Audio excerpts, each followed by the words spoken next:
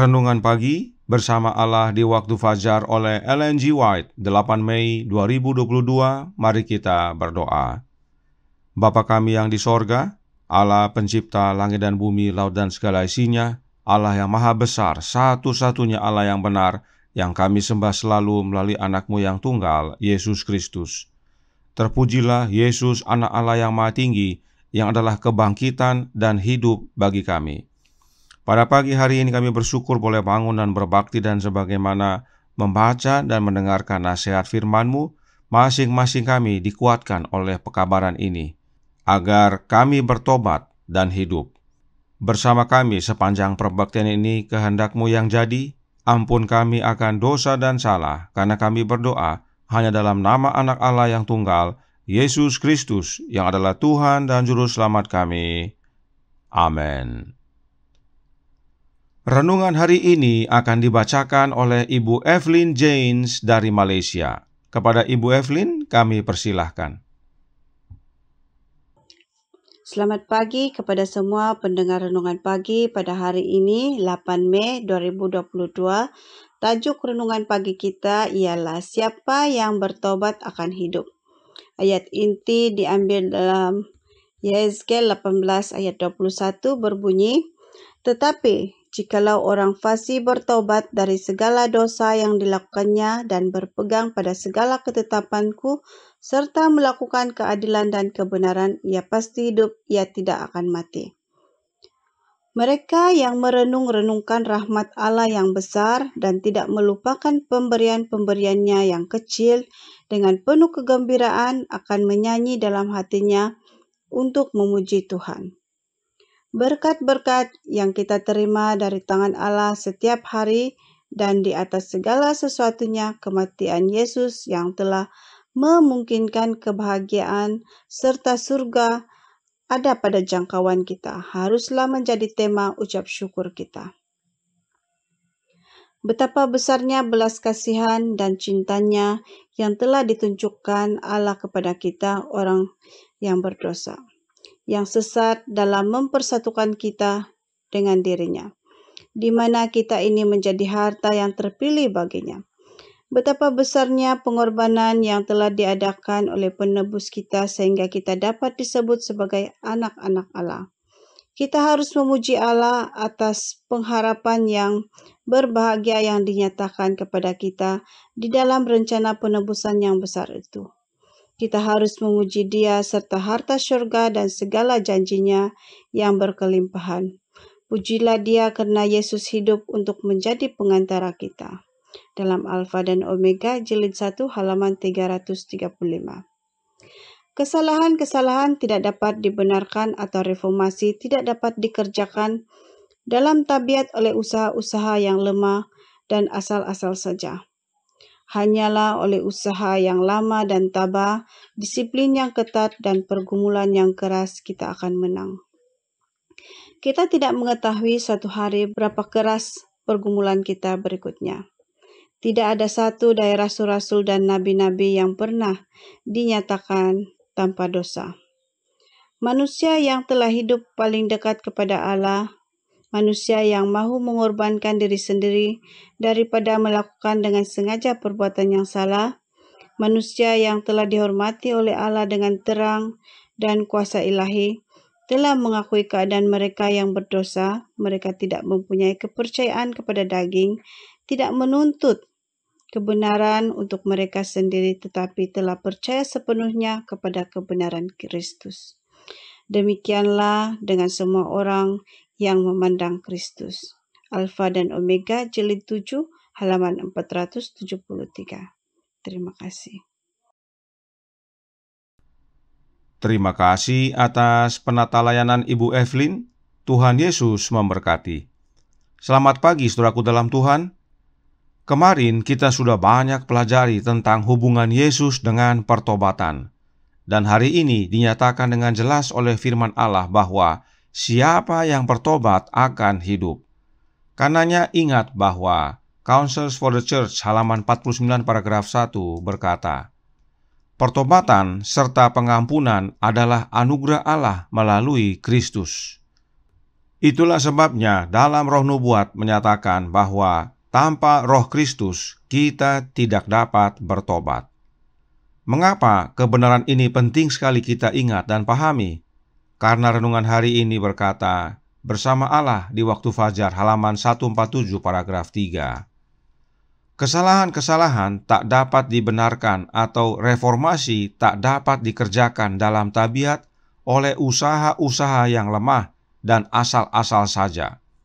Hanyalah oleh usaha yang lama dan tabah, disiplin yang ketat, dan pergumulan yang keras kita akan menang. Penjelasan ini dapat menuntun umat Allah kepada pemahaman bahwa pertobatan adalah hasil usaha kita yang lama, tabah, disiplin yang ketat, dan pergumulan yang keras. Hal ini tentunya berbahaya, sebab usaha kita adalah sia-sia, dan kutipan ini dapat membuat Roh Nubuat bertentangan dengan dirinya sendiri. Sebab pada satu sisi Roh Nubuat menyatakan bahwa pertobatan dan pengampunan adalah karunia Allah melalui Kristus, tetapi pada sisi yang lain Roh Nubuat menyatakan adanya peranan perbuatan kita untuk dapat menang atas kelemahan kita. Kutipan ini diambil dari buku Kisah Para Rasul dan ada kalimat yang tidak dikutip oleh penyusun renungan pagi. Mari kita baca dalam Kisah Para Rasul halaman 472 paragraf 4. Dikatakan di sana, penyucian bukanlah pekerjaan sesaat, sejam, sehari, melainkan seumur hidup. Hal itu bukannya didapat oleh perasaan yang berbahagia, melainkan adalah akibat terus-menerus mati dalam dosa dan terus-menerus hidup bagi Kristus. Kesalahan-kesalahan tak dapat dibenarkan atau reformasi tak dapat dikerjakan dalam tabiat oleh usaha-usaha yang lemah dan asal-asal saja. Hanyalah oleh usaha yang lama dan tabah, disiplin yang ketat, dan pergumulan yang keras kita akan menang. Inilah penjelasan yang lebih lengkap dan benar. Kemenangan itu bukan hasil usaha kita, tetapi karena kita terus-menerus mati dalam dosa dan terus-menerus hidup bagi Kristus. Jadi, usaha yang lama, tabah, disiplin yang ketat, dan pergumulan yang keras adalah karena kita terus-menerus hidup bagi Kristus. Nah, apakah maknanya hidup bagi Kristus ini? Dalam artikelnya, Nyonya White menjelaskan, The Youth Instructor, Maret 20 tahun 1902, paragraf 1.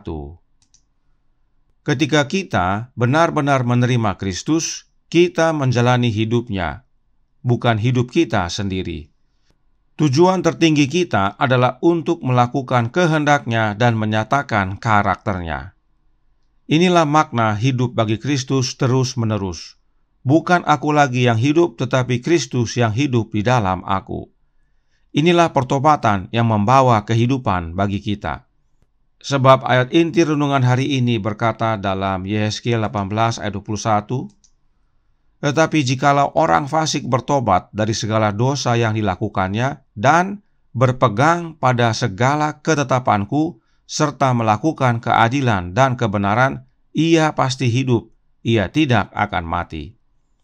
Bagaimana caranya orang yang sudah bertobat untuk dapat berpegang pada segala ketetapan Tuhan serta melakukan keadilan dan kebenaran? Apakah karena kuat kuasa diri sendiri? Oh, sudah pasti tidak. Ingat kembali ayat berikut ini yang terdapat dalam Yehezkiel 36 ayat 27 yang berbunyi, Rohku akan kuberikan diam di dalam batinmu, dan aku akan membuat kamu hidup menurut segala ketetapanku dan tetap berpegang pada peraturan-peraturanku dan melakukannya. Siapakah ku yang dimaksudkan dalam ayat ini? Ku yang dimaksudkan adalah Tuhan dalam huruf besar. Kita bisa baca dalam ayat 22 dan 23 dari pasal yang sama. Dan Tuhan dalam huruf besar sebagaimana yang kita sudah pelajari adalah Jehovah dan Dia adalah Allah Bapa. Karenanya Allah Bapa berkata, Rohku, yaitu rohnya Bapa, yang Bapa berikan kepada kita untuk diam dalam batin kita, agar Bapa membuat kita hidup menurut kepada segala ketetapan Bapa, serta berpegang pada peraturan-peraturan Bapa dan melakukannya. Jadi, yang membuat kita dapat menuruti segala ketetapan Bapa bukan diri kita, tetapi Bapa itu sendiri oleh kehadiran Roh-Nya. Nah, sekarang pertanyaan berikutnya adalah, bagaimana caranya agar dapat menerima Roh Bapa dalam batin kita atau dalam hati kita? Kita baca 2 ayat berikut ini. Yohanes 14 ayat 20 berbunyi, "Pada waktu itulah kamu akan tahu bahwa Aku di dalam Bapa-Ku, dan kamu di dalam Aku, dan Aku di dalam kamu." Kemudian Yohanes 17 ayat 21, "Supaya mereka semua menjadi satu, sama seperti Engkau, ya Bapa, di dalam Aku, dan Aku di dalam Engkau, agar mereka juga di dalam kita, supaya dunia percaya bahwa Engkaulah yang telah mengutus Aku." Inilah caranya Allah Bapa tinggal di dalam batin kita atau hati kita, yaitu oleh menerima kehadiran Anak-Nya dalam hati kita. Sebab dengan menerima Yesus dalam hati kita, maka hal itu sama dengan menerima Bapa dalam hati kita. Sebab Bapa sudah ada di dalam Anak-Nya, yaitu oleh kehadiran Roh-Nya. Karenanya Roh Nubuat berkata dalam Christ Triumphant halaman 87 paragraf 5 berbunyi, "Melalui Kristus, pengganti dan jaminan kita, kita dapat menuruti perintah-perintah Allah. Kita dapat kembali kepada kesetiaan kita, dan Allah akan menerima kita.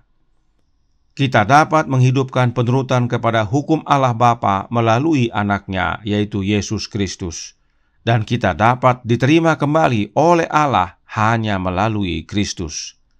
Karenanya, saudaraku dalam Tuhan, mau bertobat, kita perlu Yesus. Mau terima pengampunan, kita perlu Yesus. Mau hidup berpegang pada ketetapan dan hukum Allah, kita perlu Yesus.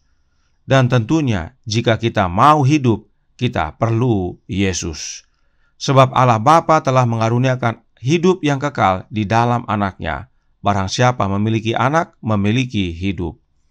Oleh sebab itu, siapa yang mau bertobat harus terima Yesus dalam hidupnya, dan setelah alami pertobatan, jika mau hidup, maka harus tetap hidup bagi Yesus, yaitu tinggal dalam Dia dan Dia di dalam kita terus-menerus. Kiranya ini menjadi pembaharuan bagi kita semua. Tuhan memberkati. Saya bawa dalam nama Yesus. Amin. Mari kita berdoa. Bapa kami yang di sorga, Allah pencipta langit dan bumi, laut dan segala isinya, Allah yang maha besar, maha kuasa, sumber segalanya, yang kami sembah selalu melalui Anak-Mu yang tunggal, Yesus Kristus. Kami berterima kasih atas nasihat penting pada pagi hari ini, bahwa siapa yang bertobat akan hidup. Setelah mengalami pertobatan, kami tidak berhenti di situ. Kami harus terus hidup bagi Kristus. Kami harus tinggal dalam Dia dan Dia dalam kami. Bukan kami lagi yang hidup, tetapi Kristus yang hidup di dalam kami. Agar kami dapat menghidupkan ketetapan dan peraturan Bapa, agar kami dapat melakukan hukum Allah. Dan untuk dapat menerima Kristus tinggal dalam hati kami, penting bagi kami masing-masing untuk membuka pintu hati, membiarkan Yesus masuk oleh kehadiran Roh-Nya. Karenanya tolong kami ya Bapa, curahkan Roh Anak-Mu dalam hati ini. Tinggallah dalam hati kami ya Yesus, ubahkan hidup kami. Beserta kami sepanjang hari ini, kehendak-Mu yang jadi. Ampun kami akan dosa dan salah, karena kami berdoa hanya dalam nama Anak Allah yang tunggal, Yesus Kristus, yang adalah Tuhan dan Juru Selamat kami. Amin.